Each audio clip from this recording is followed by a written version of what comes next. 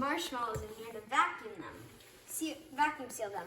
So first you put them in and put this lid on. Then you put this lid on. Then you put this on like this.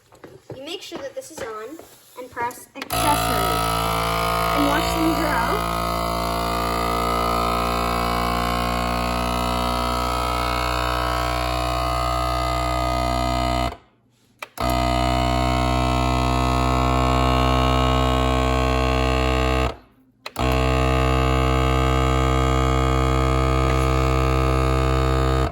Do it 3 times, then take this out.